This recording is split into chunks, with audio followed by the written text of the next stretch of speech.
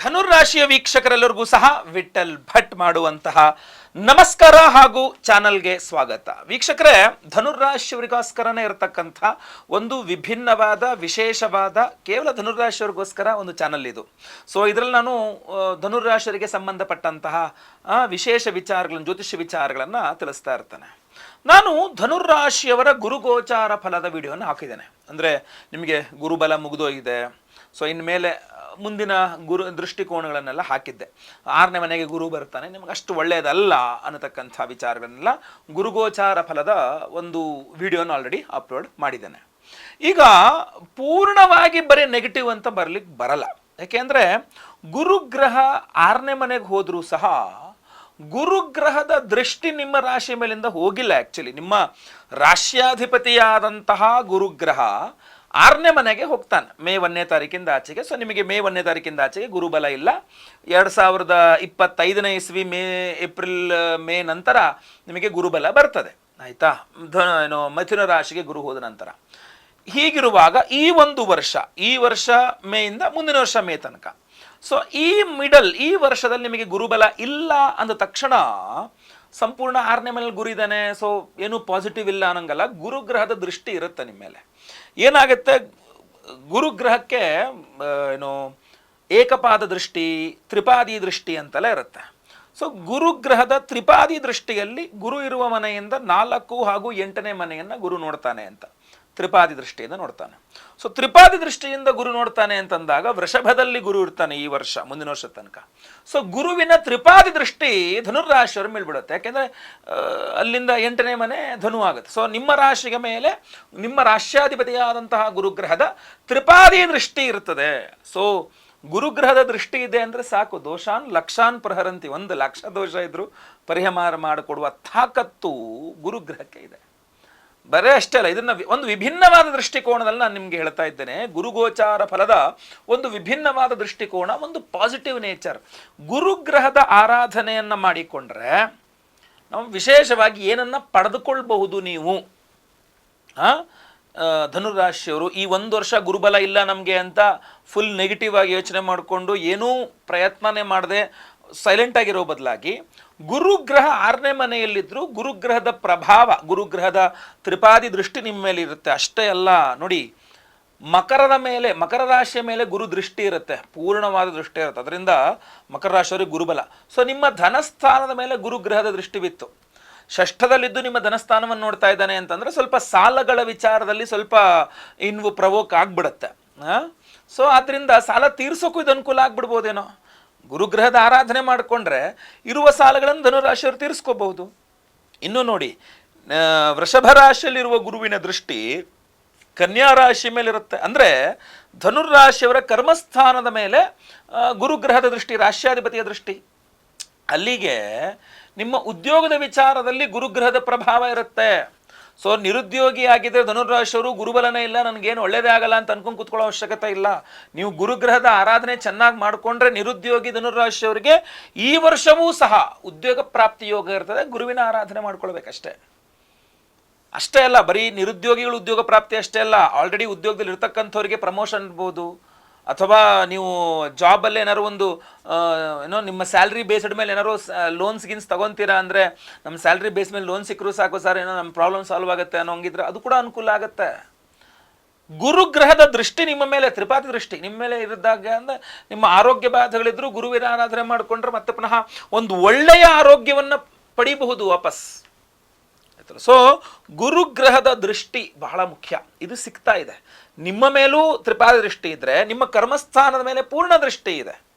ಕನ್ಯಾ ರಾಶಿ ಮೇಲೆ ಪೂರ್ಣ ದೃಷ್ಟಿ ಇರ್ತದೆ ಗುರುವಿಂದ. ಆದ್ದರಿಂದ ನಿಮಗೆ ಉದ್ಯೋಗದಲ್ಲಿ, ನಿಮಗೆ ನಿರುದ್ಯೋಗಿಗಳಿಗೆ ಉದ್ಯೋಗ ಪ್ರಾಪ್ತಿ, ಉದ್ಯೋಗಗಳಿಗೆ ಒಂದು ಪ್ರಾಮುಖ್ಯತೆ, ನಿಮ್ಗೆ ಅಟ್ಲೀಸ್ಟ್ ಪ್ರಮೋಷನ್ ಅಲ್ಲಿದ್ದರೆ ಪ್ರಾಮುಖ್ಯತೆನಾದ್ರು ಸಿಗಲಿ, ಅಥವಾ ಒಂದಿಷ್ಟು ನಿಮ್ಮ ಕಷ್ಟಗಳ ಪರಿಹಾರಕ್ಕೆ ಒಂದಿಷ್ಟು ಸಾಲನಾದ್ರು ಸಿಗಲಿ ಅಲ್ವಾ. ಅಥವಾ ನಿಮ್ಗೆ ಏನಾದ್ರು ಆರೋಗ್ಯ ಬಾಧೆ ಆಗಿದೆ, ಕ್ಲೈಮ್ಸ್ಗಳು ಮಾಡಬೇಕು, ಮೆಡಿಕಲ್ ಕ್ಲೈಮ್ಸ್ಗಳು, ನಿಮ್ಮ ಆಫೀಸಲ್ಲಿ ನಿಮ್ಮ ಎಲ್ಲಿ ಕೆಲಸ ಮಾಡ್ತೀರೋ ಅಲ್ಲಿ ಸ್ವಲ್ಪ ಅದನ್ನು ನೋಡಿಕೊಳ್ಳಿ, ಖಂಡಿತವಾಗಿ ಅನುಕೂಲಗಳು ಆಗಬಹುದು. ಅಂದರೆ ಇದನ್ನು ವಿಭಿನ್ನವಾದ ದೃಷ್ಟಿಕೋನ. ಅಂದರೆ ಗುರುವಿನ ಆರಾಧನೆಯನ್ನು ಮಾಡಿಕೊಳ್ಳುವುದರ ಮೂಲಕ ಧನುರಾಶಿಯವರು ಪಡೆದುಕೊಳ್ಳಬಹುದಾದಂತಹ ಶುಭ ಫಲಗಳನ್ನು, ಒಳ್ಳೆಯ ಫಲಗಳನ್ನು ಹೇಳ್ತಿರೋದು. ಯಾವ್ಯಾವ ಪ್ರಾಬ್ಲಮ್ಗಳು ಸಾಲ್ವ್ ಮಾಡ್ಕೊಳ್ಬೋದು, ಪಿತ್ರಾರ್ಜಿತ ಆಸೆ ಸಮಸ್ಯೆ ಪ್ರಾಬ್ಲಮ್ ಸಾಲ್ವ್ ಮಾಡ್ಕೋಬೋದು. ಧನುರಾಶಿಯವರಿಗೆ ನೋಡಿ, ನಿಮ್ಮ ಸಿಂಹರಾಶಿಯವ್ರ ಮೇಲೆ ತ್ರಿಪಾದಿ ದೃಷ್ಟಿ ಇರುತ್ತೆ. ನಿಮ್ಮ ಮೇಲೆ ಹೆಂಗೆ ಗುರುಗ್ರಹದ ತ್ರಿಪಾದಿ ದೃಷ್ಟಿ ಇರುತ್ತೋ 4 ಹಾಗೂ 8 ಅಂದರೆ ಸಿಂಹರಾಶಿಯ ಮೇಲೂ ಗುರುಗ್ರಹದ ತ್ರಿಪಾದಿ ದೃಷ್ಟಿ ಇರುತ್ತೆ. ಸೊ ಸಿಂಹರಾಶಿ ನಿಮಗೆ 9ನೇ ಮನೆ ಆಗಿರುತ್ತೆ. ಸೊ ಅದರಿಂದ ಧನುರ್ರಾಶಿಯವ್ರದ್ದು ಏನಾದ್ರು ಪಿತ್ರಾರ್ಜಿತ ಆಸ್ತಿ ವ್ಯವಹಾರಗಳೆಲ್ಲ ಏನಾದ್ರು ಸ್ವಲ್ಪ ಪ್ರಾಬ್ಲಮ್ ಆಗಿಬಿಟ್ಟು ನಿಮಗೆ ಪ್ರಾಮುಖ್ಯತೆನೇ ಸಿಗ್ತಾ ಇಲ್ಲ ಅಂದರೆ, ನೀವು ಗುರುಗ್ರಹದ ಆರಾಧನೆ ಮಾಡಿಕೊಂಡ್ರೆ ನಿಮ್ಮ ಪಿತ್ರಾರ್ಜಿತ ಆಸ್ತಿ ಪ್ರಾಬ್ಲಮ್ ಸಾಲ್ವ್ ಆಗಿಬಿಡುತ್ತೆ. ಅಥವಾ ನಿಮ್ಮ ಹಾಗೂ ನಿಮ್ಮ ತಂದೆಯವ್ರ ನಡುವೆ, ನೀವು ಧನುರ್ರಾಶಿಯವರು, ನಿಮ್ಮ ತಂದೆಯವರಿಗೂ ಹುಷಾರಿಲ್ಲ, ಅಥವಾ ನಿಮ್ಮ ಹಾಗೂ ನಿಮ್ಮ ತಂದೆಯವ್ರ ನಡುವೆ ಒಂದಿಷ್ಟು ಜಗಳ ಮನಸ್ತಾಪಗಳು ಭಿನ್ನಾಭಿಪ್ರಾಯಗಳಿದೆ, ಅದನ್ನು ಸರಿ ಮಾಡ್ಕೊಳ್ಳೋಕೆ ನಿಮ್ಮ ತಂದೆಯವ್ರಿಗೆ ಒಳ್ಳೆಯ ಆರೋಗ್ಯ ಅಂದರೆ ನೋಡಿ, ನೀವು ಧನುರ್ರಾಶಿಯವರು ಗುರುವಿನ ಆರಾಧನೆ ಮಾಡಿದ್ರೆ ನಿಮ್ಮ ತಂದೆಯವರ ಆರೋಗ್ಯ ಸರಿ ಹೋಗುತ್ತೆ. ಹೇಗೆ ಕನೆಕ್ಷನ್ ನೋಡಿ, ಯಾಕೆಂದರೆ ಗುರುಗ್ರಹದ ತ್ರಿಪಾದಿ ದೃಷ್ಟಿ ಸಿಂಹರಾಶಿಯ ಮೇಲಿದೆ. ಸಿಂಹರಾಶಿ ನಿಮಗೆ 9ನೇ ಮನೆ ಆಗುತ್ತೆ. ನಿಮ್ಮ ಅದೃಷ್ಟದ ಮನೆ, ಅದು ಭಾಗ್ಯಸ್ಥಾನ. ನಿಮ್ಮ ರಾಶಿಯಿಂದ ಭಾಗ್ಯಸ್ಥಾನದ ಮೇಲೆ ಗುರುಗ್ರಹದ ತ್ರಿಪಾದಿ ದೃಷ್ಟಿ ಇದೆ ಅಂತಂದ್ರೆ ಸೊ ಏನೋ ಗುರುವಿನ ಆರಾಧನೆ ಮಾಡ್ಕೊಂಡ್ರೆ ನಿಮ್ಮ ಲಕ್ ಫ್ಯಾಕ್ಟರ್ ಓಪನ್ ಆಗ್ಬಿಡುತ್ತೆ ರೀ, ಭಾಗ್ಯೋದಯ ಆಗ್ಬಿಡುತ್ತೆ. ಅಂದರೆ ಗುರುಬಲ ಇದ್ದಾಗಲೂ ಸಹ, ಇವಾಗ ಹೋದ ವರ್ಷದ ಇಲ್ಲಿ ತನಕ ಗುರುಬಲ ಇದ್ದಾಗಲೂ ಸಹ ನೀವು ಪಡ್ಕೊಳ್ಳೋಕ್ಕಾಗದೇ ಇದ್ದಂತಹದ್ದನ್ನೆಲ್ಲ ನೀವು ಗುರುಬಲ ಮುಗಿದ ಮೇಲೆ ಪಡ್ಕೊಳ್ಬಹುದು ಗುರುವಿನ ಆರಾಧನೆ ಮಾಡಿಕೊಂಡು. ಅಂದರೆ ಇದು ಒಂದು ಸದವಕಾಶ ಅಂತ ನಾನು ಹೇಳೋದು. ಇಂಥ ಅವಕಾಶ ಇವಾಗ ಗುರುಬಲ ಮುಗಿದೋಯ್ತು ಅಂತ ಯೋಚನೆ ಮಾಡಿಕೊಂಡು ಚಿಂತೆ ಮಾಡ್ಕೊಂಡು ಕೂತ್ಕೊಳ್ಳೋ ಬದಲಾಗಿ ಗುರುವಿನ ಆರಾಧನೆಯನ್ನು ಮಾಡಿಕೊಂಡು ಪುನಃ ಪಡ್ಕೊಳ್ಬೋದು. ಸೊ ಗುರುಬಲ ಮುಗೀತು ಅಂತ ಮೊದಲನೇದಾಗಿ ಯೋಚನೆ ಮಾಡಬೇಡಿ, ಟೆನ್ಷನ್ ಮಾಡ್ಕೋಬೇಡಿ. ಗುರುಬಲ ಮುಗಿದೋಯ್ತು, ನಾವು ಮದುವೆ ಆಗಿಲ್ಲ, ಇನ್ನು ಮದುವೆ ಆಗೋದೇ ಇಲ್ವೇನೋ, ಈ ವರ್ಷನೂ ಮುಗಿದೋಯ್ತು, ಅಥವಾ ಗುರುಬಲ ಮುಗಿದೋಯ್ತು, ಸೈಟ್ ತಗೊಳಕ್ಕಾಗಲ್ಲ, ಮನೆ ಕಟ್ಟಕ್ಕಾಗಲ್ಲ, ಗುರುಬಲ ಮುಗಿದೋಯ್ತು, ಪಿತ್ರಾರ್ಜಿತ ಆಸ್ತಿ ಹಂಚಿಕೆ ಮಾಡ್ರೆ ನಂಗೆ ಲಾಸೇ, ನನಗೇನು ಕೊಡಲ್ಲ, ಗುರುಬಲ ಮುಗಿದೋಯ್ತು, ನನಗೆ ಕೆಲಸ ಸಿಗಲ್ಲ, ಪ್ರಮೋಷನ್ ಸಿಗಲ್ಲ, ಸ್ಯಾಲ್ರಿ ಏನೂ ಸಿಗಲ್ಲ ಅಂದ್ಕೊಳ್ಳುವ ಮನಸ್ಥಿತಿಯಿಂದ ಹೊರಬರಬೇಕು. ಆ ಮನಸ್ಥಿತಿ ನಿಮ್ಮಲ್ಲಿ ಇರಬಾರ್ದು, ಭಾಳ ಇಂಪಾರ್ಟೆಂಟ್. ಯದ್ಭಾವಂ ತದ್ಭವತಿ. ಆ ಮನಸ್ಥಿತಿ ನಿಮ್ಮಲ್ಲಿ ಇದ್ದುಬಿಟ್ರೆ ಮತ್ತೆ ನಾನು ಏನೂ ಮಾಡೋಕ್ಕಾಗಲ್ಲ. ಸೊ ನೀವು ಮೊದಲನೇದಾಗಿ ಗುರುಬಲ ಮುಗೀತು, ನನಗೇನೋ ಕೆಟ್ಟದಾಗತ್ತೆ ಅನ್ನೋ ಮನಸ್ಥಿತಿಯಿಂದ ಹೊರಬಂದು ನೀವು ಗುರುವಿನ ಆರಾಧನೆ ಮಾಡಿಕೊಂಡ್ರೆ, ಗುರುಗ್ರಹದ ಆರಾಧನೆ ಮಾಡಿಕೊಂಡ್ರೆ ಖಂಡಿತವಾಗಿ ನಾನು ಹೇಳ್ತೇನೆ, ಒಂದು ರತ್ನ ನಿಮ್ಮ ಬಾಳನ್ನು ಬೆಳಗುತ್ತೆ, ಒಂದು ರತ್ನ ನಿಮ್ಮ ಜೀವನವನ್ನು ಬದಲಾಯಿಸುತ್ತೆ, ನಿಮ್ಮ ಮನಸ್ಥಿತಿ ನಿಮ್ಮ ಖಂಡಿತವಾಗಿ ಅನುಕೂಲ ಮಾಡಿಕೊಡುತ್ತೆ. ಒಂದು ದೇವತಾರಾಧನೆ, ಒಂದು ಜಪತಪಾದಗಳು, ಒಂದು ದಾನಗಳು, ಒಂದು ಹೋಮ ಹವನ ಯಜ್ಞಾಗಾದಿಗಳ ಪ್ರಸಾದ ಧಾರಣೆ, ಪ್ರತಿಯೊಂದು ಸಹ ಧನುರ್ರಾಶಿಯವರಿಗೆ ಅತ್ಯಂತ ಅನುಕೂಲ ಮಾಡಿಕೊಡುತ್ತೆ. ಯಾಕೆಂದರೆ ನೀವು ಮೂಲತಃ ಧನುರ್ರಾಶಿಯವರು ದೇವತಾರಾಧನೆಗಳಲ್ಲಿ, ದಾನ ಧರ್ಮಾದಿಗಳಲ್ಲಿ, ಪೂಜೆ ಪುನಸ್ಕಾರಗಳಲ್ಲಿ ಅತ್ಯಂತ ಶ್ರದ್ಧೆ ಉಳ್ಳವರು ಧನುರ್ರಾಶಿಯವರು. ಸೊ ಅದರಿಂದ ಇಂತಹ ಒಂದು ದೈವಾನುಗ್ರಹ ಇರುವ ರಾಶಿಗೆ ಖಂಡಿತವಾಗಿ ಸಮಸ್ಯೆಗಳಾಗಲಿಕ್ಕಿಲ್ಲ. ನೀವು ಗುರು ಆರಾಧನೆ ಮಾಡ್ಲಿಕ್ಕೆ ತಕ್ಷಣ ಶುರು ಮಾಡಿ, ತಕ್ಷಣ ನಿಮಗೆ ಒಳ್ಳೆಯದಾಗೇ ಆಗ್ತದೆ. ಆ ವಿಶೇಷವಾದಂತಹ ಪರಿಹಾರಗಳೇನಪ್ಪ ಅಂದರೆ, ಪ್ರತಿದಿನ ಮಾಡ್ತಕ್ಕಂಥ ಕೆಲಸ ಏನಪ್ಪ, ಪ್ರತಿದಿನ ಬೆಳಗ್ಗೆ ಎದ್ದು ಗುರುಗ್ರಹದ ಆ ಅಷ್ಟೋತ್ತರವನ್ನು ಪಠನೆ ಮಾಡ್ಕೊಳ್ಬಹುದು, ರಾಘವೇಂದ್ರ ಸ್ವಾಮಿಗಳ ಅಷ್ಟೋತ್ತರವನ್ನು ಪಠನೆ ಮಾಡ್ಕೊಳ್ಬಹುದು, ದತ್ತಾತ್ರೇಯ ವಜ್ರಕವಚ ಸ್ತೋತ್ರವನ್ನು ಖಂಡಿತವಾಗಿ ಪಠನೆ ಮಾಡ್ಕೊಳ್ಬಹುದು, ಗುರು ದತ್ತಾತ್ರೇಯರ ಸ್ತೋತ್ರಗಳನ್ನು ಪಠನೆ ಮಾಡ್ಕೊಳ್ಬಹುದು. ಇದು ಪ್ರತಿದಿನ ಮಾಡ್ಕೊಳ್ಬಹುದಾದಂತಹ ಗುರುವಿನ ಆರಾಧನೆ. ನೆಕ್ಸ್ಟ್, ವಾರಕ್ಕೊಮ್ಮೆ ಗುರುವಾರಗಳಲ್ಲಿ ಗುರುವಾರ ನಿಮ್ಮ ಮನೆ ಹತ್ತಿರದಲ್ಲಿರ್ತಕ್ಕಂಥ ದತ್ತಾತ್ರೇಯರ ದೇವಸ್ಥಾನ ಇರಬಹುದು, ಅಥವಾ ರಾಘವೇಂದ್ರ ಸ್ವಾಮಿಗಳ ಮಠ ಇರಬಹುದು, ಅಥವಾ ಯಾವ್ದಾದ್ರು ಗುರು ಸನ್ನಿಧಾನಗಳು ಯಾವುದೇ ಇದ್ದರೂ ಸಹ ಅಲ್ಲಿಗೆ ಹೋಗಬಹುದು. ಯಾವುದೂ ಇಲ್ಲ ಅಂದರೆ ಮನೆ ಹತ್ತಿರದಲ್ಲಿ ಯಾವುದಾದ್ರು ದೇವಸ್ಥಾನದಲ್ಲಿ ನವಗ್ರಹ ಇದ್ದಿರುತ್ತೆ, ಅದರಲ್ಲಿ ಆ ನವಗ್ರಹಗಳಲ್ಲಿ ಮಧ್ಯದಲ್ಲಿ ಸೂರ್ಯ ಇದ್ದರೆ, ಸೂರ್ಯ ಪೂರ್ವಾಭಿಮುಖವಾಗಿದ್ದಾನೆ ಅಂತಂದರೆ ಸೂರ್ಯನ ಎಡಭಾಗದಲ್ಲಿ ಮಧ್ಯದಲ್ಲಿರ್ತಕ್ಕಂಥನೇ ಗುರುಗ್ರಹ ಆಗಿರ್ತಾನೆ. ಸೊ ಆ ಗುರುಗ್ರಹಕ್ಕೆ ಫಲಪಂಚಾಮೃತ ಅಭಿಷೇಕ, ಅರಿಶಿನ ಬಣ್ಣದ ಹೂಗಳಲ್ಲಿ ಅರ್ಚನೆ, ಸೇವಂತಿ ಇತ್ಯಾದಿ ಅರಿಶಿನ ಬಣ್ಣದ ಹೂಗಳಲ್ಲಿ ಮಾಡಿಸಬಹುದು. ಇನ್ನು ಅದೇ ಗುರುವಾರ ಒಂದು 7 ಗುರುವಾರಗಳು ಅರಿಶಿನ ಬಣ್ಣದ ವಸ್ತ್ರದಲ್ಲಿ, ಯೆಲ್ಲೋ ಕಲರ್ ನನಗೆ ಹಾಕ್ಕೊಂಡಿದ್ದೀನಲ್ಲ ಶರ್ಟ್, ಅದೇ ಥರ ಅರಿಶಿನ ಬಣ್ಣದ ವಸ್ತ್ರದಲ್ಲಿ ಕಡಲೆಕಾಳನ್ನು ಗಂಟು ಕಟ್ಟಿ ನೀವು ದಾನ ಮಾಡ್ಬೋದು 7 ಗುರುವಾರಗಳು, ಆಯ್ತಲ್ವಾ. ಸೊ ಇದು ವಾರಕ್ಕೊಮ್ಮೆ ನೀವು ಮಾಡಿಕೊಳ್ಳಬಹುದಾದಂತಹ ಪರಿಹಾರ. ಇನ್ನು ವಿಶೇಷವಾಗಿ ಇನ್ನೂ ಬಹಳ ಮುಖ್ಯವಾಗೋದೊಂದು ಕ್ಷೇತ್ರ ದರ್ಶನಗಳನ್ನು ಮಾಡಬಹುದು.